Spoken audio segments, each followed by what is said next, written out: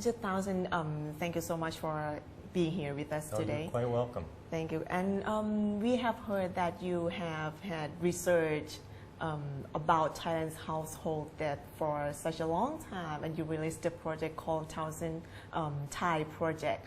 How long have you been research about Thailand's household, and what is exactly your project about? Well, we started an intense data gathering project about 18 years ago. We have annual surveys that we do in villages and urban neighborhoods, and we even have a monthly survey. The goal of the project is to understand the economic, social, and financial situation of Thai households, including households running small businesses, and therefore understand better what's going on in villages, in neighborhoods, and build it up to a picture of the financial system of the whole country. In these 18 years, do you see any kind of difference? Oh, there's been enormous changes in Thailand. The country as a whole has been growing prior to the crisis at 6-7%, even higher in some years, and despite the crisis afterwards, growing maybe 3, 4, or even 5% in some years. So, if you grow like that year after year, after 20 years, it makes a huge difference. We can tell from our surveys who is growing fast. And it turns out the people who started with relatively few assets that had low wealth, they've actually experienced the fastest growth. For them, their net worth has increased as much as 25% per year.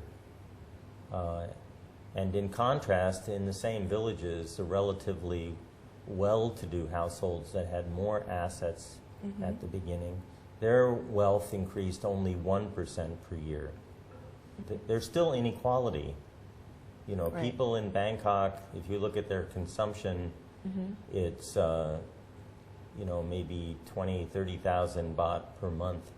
And if you go to Sisaket, it's only 3,000 baht per month. So it's 10 times difference. So I think when people think about Thailand within the country, they think about that difference, and they infer that there's a lot of poverty and people are caught in a poverty trap and they're not increasing their income. But actually, they are benefiting from the Thai national growth, even I would say causing a lot of the Thai national growth. Recently, the study says that Thailand's household debt rises fastest in Asia. What do you think about that? So it is worrisome at the national level. You see this private debt to GDP number rising and reaching fairly high levels. So the issue is, where is it coming from? So I think that a large part of that increase in private debt is coming from personal debt and from automobile loans. And I'm guessing, partly from the results of my own survey, that it must be in part in the big cities where people can go to a branch of a bank that's actually just in a shopping center and take out a personal unsecured loan. That sector has been growing very fast. This is not yet included the informal debt, right? No, it's not informal. For those households, we talk in my survey, we do talk with them ways to try to solve the problem. How much would they have to save and for how long to be able to pay off the debt? Simple but very important things. If they go back to the lender, can they increase the frequency of payments? If they pay every week, every 2 weeks instead of every month, does that actually help? That depends on the details of the credit contract they entered into at the beginning, and that's a very detailed written document, and as it turns out, many households don't read it. So they don't even know the answer when we ask them. But we try to help. We look at the document if they have it, or we ask them to get the original document from the financial institution, and then my staff can work through it and make a recommendation. There are suggestions that we should rule out informal debt, that we should forgive all debt. Those may be appealing in some sense, but they can do a lot of damage. Our goal is to help people. And I'm sure the goal of people who argue that we should forgive debt is really to help the household. But we need to think what would happen if debt is going to get forgiven anytime there's pressure, then lenders will not make loans. Right. And the credit market will dry up. Right. And that's going to cause a lot of damage. I think about programs that help remedy underlying obstacles. Again, what I'm saying is the problem in Thailand is, yes, there's some poverty still, and there is inequality. But the way to deal with this is not to think about just transferring resources from the rich to the poor. The way to deal with it is to think about economic efficiency, to try to get higher growth rates in the future, to make sure the benefits of growth are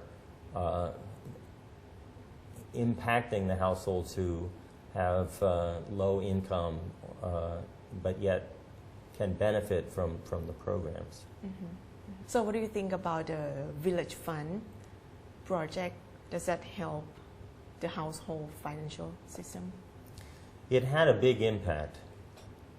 It did, on average, increase consumption, and I quickly add, it wasn't luxury goods or cell phones. It's just basic, normal consumer purchases that went up.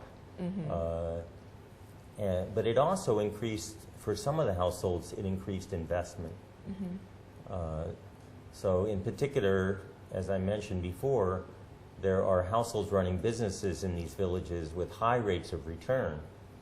And we stratify my data into those households with high, medium, and low rates of return and look at what happened to them when the Village Fund came in, comparing before and after. And those households with high rates of return did expand their business. They make more profits. And indeed, in some villages, the wage rate goes up as if those businesses must be hiring labor. So there are even indirect benefits. So what you concern the most in the household debt, and what would you suggest in each household to manage their financial? So there's plenty of room for improvement there. But again, there's also savings problems. Just to get us to think more broadly, it's not just a debt problem. People don't know maybe about the savings problem. First of all, many households do save. Right. But the way they save is troublesome. They save it in cash. They have a lot of cash on hand. They hide it in the house. They're not taking advantage of the opportunity of putting that cash in the bank or in private investments to get a higher rate of return. So the cash management practices are not great. They could be improved. And this shows up at the national level too. People focus on that debt to GDP ratio.